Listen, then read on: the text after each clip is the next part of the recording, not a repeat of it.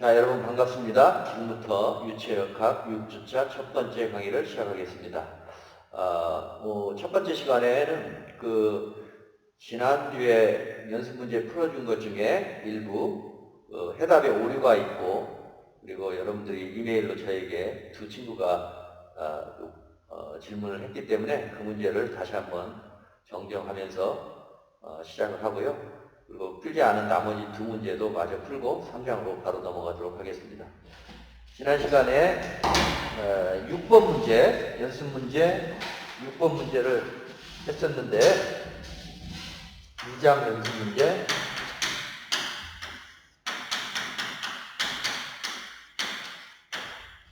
(6번) 6번에서 이렇게 실린더 내부에 이런 강철 실린더가, 원형 실린더 내부에 또 강철 실린더가 있어서 이게 mg라는 자중, 질량이 m이고 중력과 속도가 g니까 무게가 mg죠. mg라는 무게 때문에 수직으로 내려가려고 하는데 이 틈 사이에 빙 둘러가면서 틈 사이에 이제 오일이 있어요. 오일이. 그래서 점도가 0.15짜리 파스칼 글리세린 오일이 발라져 있다. 그러면 방해하는 중력 때문에 밑으로 내려가려고 하는데 방해하는 힘은 반대 방향으로 전다 능력이 작용하겠죠. 전다 능력 곱하기 면적 하면 이게 힘이 되니까 전단력이 되겠지. 전단력과 중력, 이 두 가지가 이제 균형을 이루고 있는 상태예요. 왜 균형을 이루냐면 일정 속도로 지금 움직이고 있다, 이런 얘기를 했어요. 일정 속도라는 것은 가속도는 0이라는 거죠. 가속도는 0이라는 거니까 우리가 F는 MA식에서 MA는 시그마 F에서 요게 지금 0인 상태예요. 힘의 균형만 남아있는 상태. 이 힘의 균형은 중력, 그 다음에 압력에 의한 힘, 그 다음에 점성력 또는 전단력 힘이 있는데, 압력에 의한 것은 이쪽도 대기압이고 아래쪽도 대기압이라고 볼 수 있으니까 이건 무시해도 되는 거고, 그래서 오로지 이 문제는 중력과 전단력 또는 점성력이 균형을 이루고 있는 상태다. 일정 속도로 가려면 그런 뜻이에요. 그래서 중력은 mg니까 m 곱하기 g, 점성력은 뭐예요? 전단 능력 곱하기 면적. m은 로 곱하기 볼륨 곱하기 g, 타우는 mu du dy, 그죠? du dy 곱하기 a. 또 볼륨은 또 여기를 단면적 a라고 하고 이쪽 길이를 l이라고 하면, 그쵸? a라고 하면 여기는 로 곱하기 a는 4분의 파이 b의 제곱, 맞죠? 곱하기 L, 이게 볼륨이고, 그 다음에 여기는 뮤, 속도는 이 한쪽은 그 속도로 지금 내려가는 거죠. 이쪽 내려가는 속도는 뮤 인피니트라고 하고, 우측은 고정이니까 이쪽 속도는 제로죠. 그러니까 이 속도 차이는 실린더의 속도, 밑으로 내려가는 속도를 뮤 인피니트라고 하면 뮤 인피니트 빼기 우측 벽면의 속도는 제로. 여기 지금 속도 이쪽으로 확대해서 그리면 밑으로 내려가는 속도가 있고 이쪽은 노슬립이니까 이쪽 벽면은 이 틈이 작으니까 거의 선형 속도 분포를 가졌다고 치면은, 그리고 여기 두께가 L, 그러니까 L, 요게 이제 속도 기울기죠. 그 다음에 A는, 이때 A는 이 A가 아니고 단면적이 아니고 요 표면적이죠. 유체가 점성력을 발휘하는 면적이니까, 유체가 발라져 있는 면적. 그러면은 이 파이 d 원주고 곱하기 L 이렇게. 그래서 이걸로부터 정리하면 이제 U가 나오는 거예요. U가 나오는데 제가 지난 시간에 정리하면 4U분의 ρdL 이다라고 잘못 말했어요. 여기 G를 빼먹었어요. 중력가속도 G를 곱해야 되겠어요. 정리하면 당연히 있어야 되는데 제가 실수를 했어요. 그래서 이걸 대입하면 요 답이 0.78이 나오고 거기다가 중력가속도 G를 이제 곱하면 지난 시간에 여기까지 얘기를 했어요. 그리고 뒤에 해답을 보니까 또 0.78이야. 이상하게. 그러니까 지금 이 저자분도 저랑 똑같은 실수를 하지 않았나 그런 생각을 할 수밖에 없는데 어쨌든 교정하면 0.78 곱하기 9.8 해야 돼요. 여기서 지금 G가 있는데 G를 정리를 안 했었어요. 그래서 답이 7.644 m/s 이렇게 됩니다. 그래서 이거는 지난 시간에 한 강의네요. 이건 이제 정정을 이렇게 하겠어요. 지난 시간에 0.78이라고 그랬는데 이 G를 빠뜨렸습니다. 아시겠죠? 그래서 두 친구가 이메일로 연락을 해줘서 아주 고맙게 생각하고 이제 향후에도 여러분들 제가 강의하다 보면은 이게 수치를 잘못 말한다거나 아마 이전 강의에서도 1기압은 100kPa 정확하게 하면은 1.013 곱하기 10의 5승 파스칼인데 어떻게 하다 보면 이게 1000으로 잘못 나온 적이 일부 있더라고요. 제가 모니터링 해보니까. 근데 이제 그 앞에서부터 쭉 일관되게 얘기했기 때문에 그런 걸 봤을 때 여러분들이 아, 이게 실수하신 거구나 하고 이해를 하고 혹시 그래도 이게 헷갈릴 경우에는 저에게 이메일을 해주시면 좋을 것 같아요. 아니면 전화를 하셔도 좋고.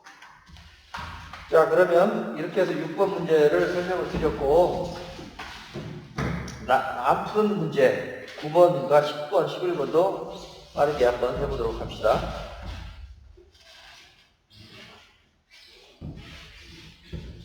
지금 앞부분에서 제가 최대한 자세하게 하는 이유는 여러분들이 초반에 흥미를 좀 가지고 몰두할 수 있도록 배려하는 건데요. 뒤로 가면 이 속도가 굉장히 빨라질 수밖에 없으니까 지금 좀 천천히 할 때 최대한 그 문제를 다 풀어보시고 또 3장에 나오는 문제들도 미리미리 좀 풀어보시면 좋겠어요. 숙제는 거기 연습 문제 몇 문제 안 되니까 연습 문제는 다 심화 논의는 선택사항이고 연습 문제는 필수로 다 풀어보도록 제가 말씀드렸었죠. 자, 그러면은 9번 안 풀었죠? 9번 문제 봅시다. 마리아나 해구의 밑바닥이 압력이 1100기압이다. 전 세계적으로 가장 깊은 해구가 뭐 마리아나 해구라고 하는데 9번 문제 마리아나 가장 깊은 바닥 밑바닥의 압력이 대략 1100기압이다.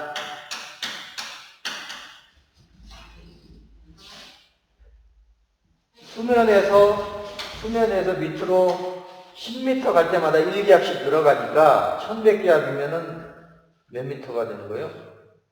1100기압이면 11,000m. 그죠? 11,000m 정도 된다는 뜻이야, 여기가. 여기가 11,000m. 11km쯤 되네요. 그 정도 되면 여기가 이제 1100기압쯤 되겠지? 그럴 때 물의 밀도는 얼마일까?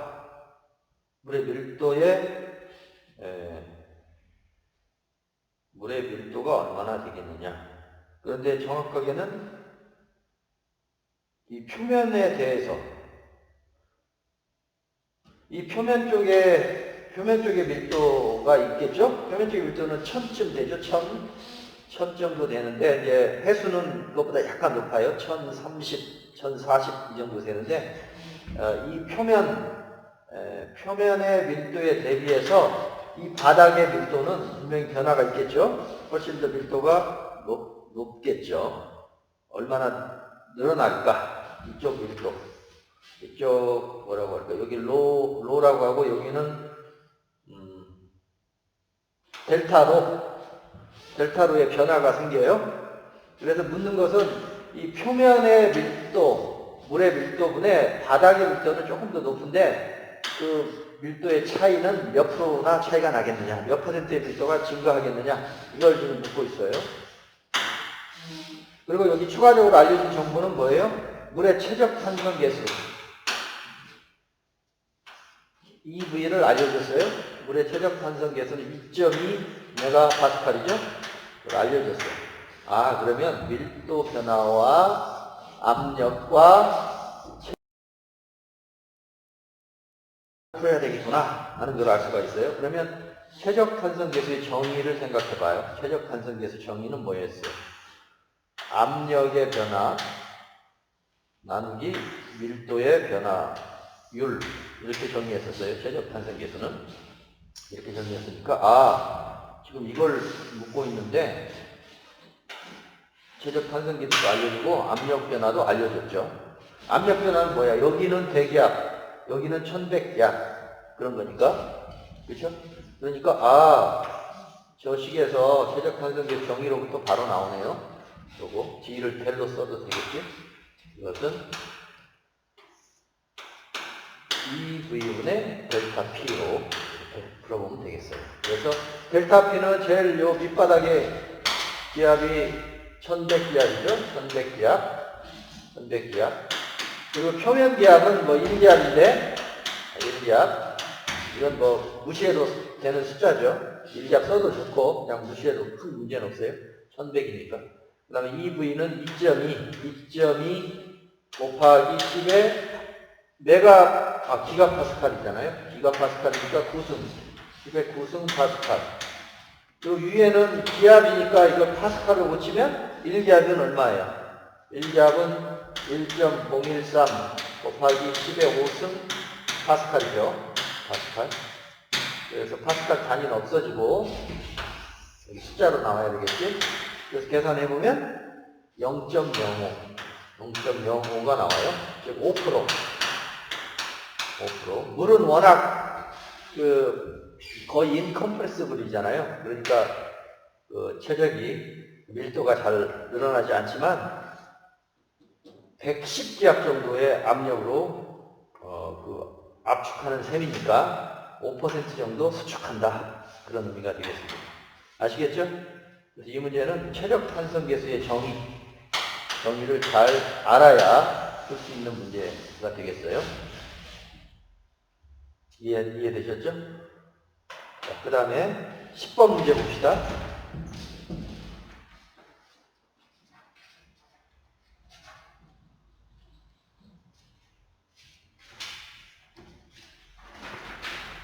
문제.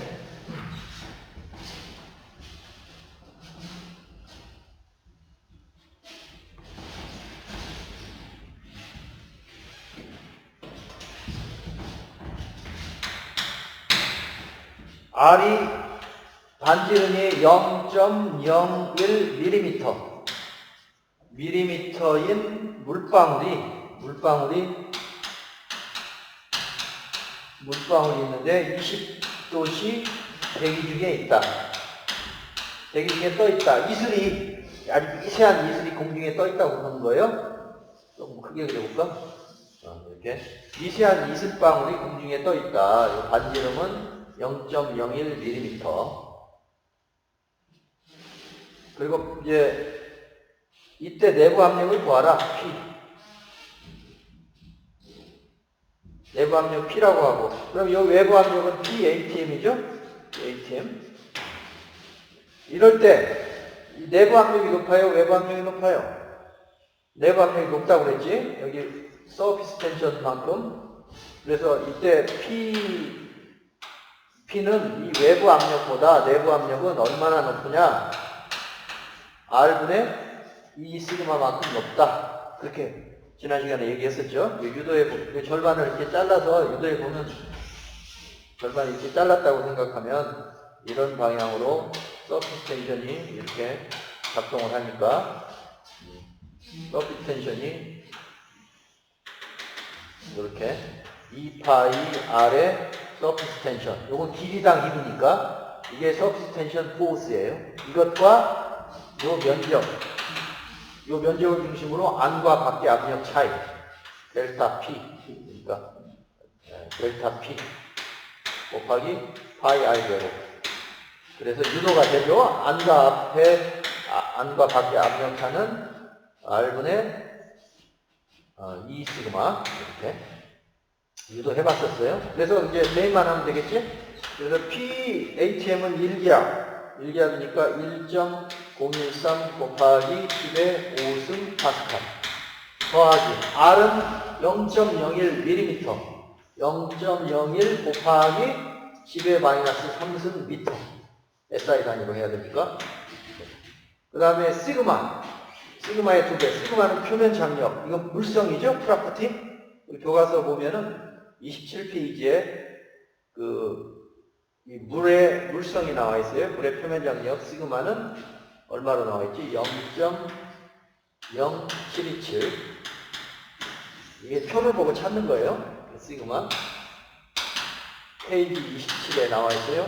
또 2번에 물의 물성은 0.077 이것도 웬만하면 암기하시면 좋을 것 같아요. 0.0727 또는 0.073 이렇게 하면은 이제 답이 나오겠죠? 답이 얼마가 나오냐면 1.158 곱하기 10의 5승 파스칼 그러니까 대략 한 15% 정도 압력이 더 높은 거지. 대기압보다 한 15% 정도 압력이 높아요. 킬로파스칼로 보시면 115.8 킬로파스칼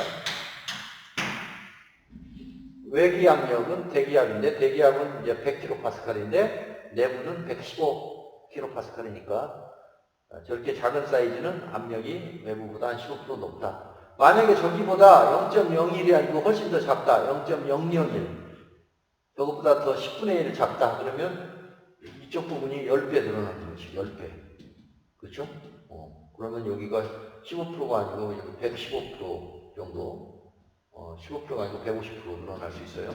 그러니까 이 사이즈가 작으면 작을수록 내부 압력이 외부 압력보다 훨씬 높아지는 거예요.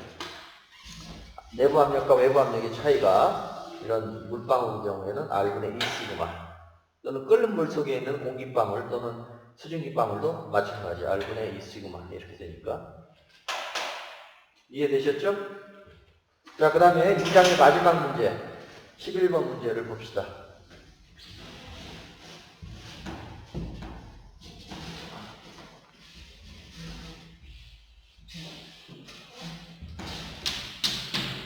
11번 문제는 그 교과서에 있는 문제를 약간 변형한 문제인데 교과서의 그 본문에 있는 것은 이제 빨대 모양으로 그 모세관 현상에 의해서 유체가 빨대 틈으로 얼마나 올라가느냐 그걸 물어봤는데 이제 이건 변형을 좀 해서 모양이 이렇게 돼 있죠. 빨대 모양이 아니고 이렇게 판 두 개의 얇은 틈을 갖도록 하는 판을 이렇게 설치해서 그렇죠? 이렇게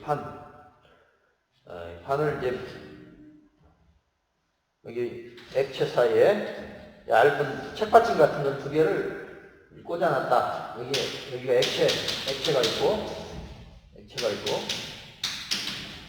그러면 물의 경우에는 이게 종류가 이제 좀 평판 어떤 평판인지는 정확히 나오진 않았어요. 그러니까 이런 경우에 접촉각에 의해서 접촉각과 표면 장력에 의해서 유체가 위로 솟는다고 그랬어요. 그래서 이렇게 일반적으로 한번 그려봅시다. 이만큼 올라갔다. 좀 많이 올라갔다고 그려볼까? 이렇게 올라갔어. 유체가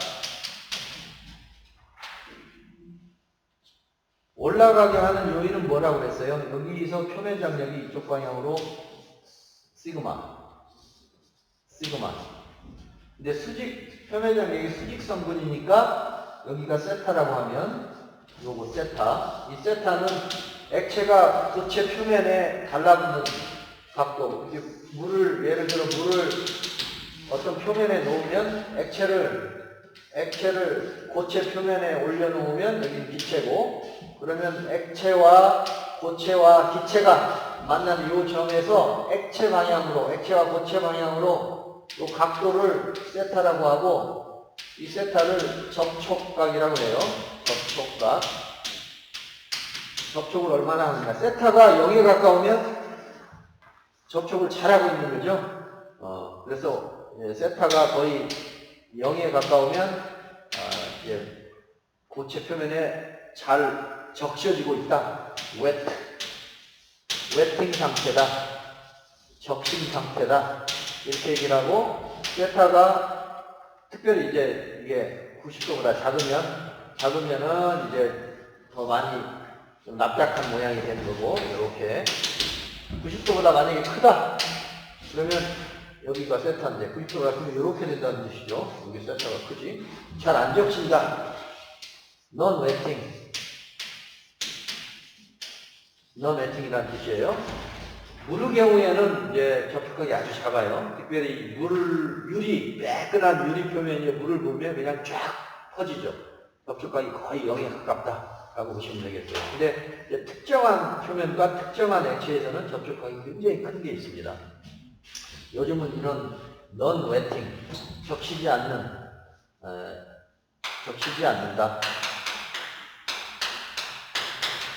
non-wetting을 이용해서 열전달을 촉진하는 연구들도 많이 이루어지고 있는데, 어쨌든 이제 이런 상황에서 여기 얼마나 올라갈까? H를 구해봐라. H는 높이, 모세관 현상 때문에 쭉 올라갈 때 그 높이는 뭐 시그마가 크면 클수록 좋겠죠. 그 다음에 세타도 적심이 좋으면 좋을수록, 즉 세타가 작을수록 쭉 올라가겠지요. 왜냐하면 지금 수직 방향의 힘은 요 시그마의 코사인 세타값이니까, 이게 수직 성분이니까. 그래서 끌어올리려는 힘은 뭐예요? 끌어올리려는 힘은 이 모세관 현상 또는 표면 장력에 의한 힘 때문에 쭉 올라가려고 하고, 이것과 뭐가 일치되면 멈추겠어요? 그 무게, 저 물기둥의 무게와 표면 장력에 의한 힘이 일치되면 멈추겠죠.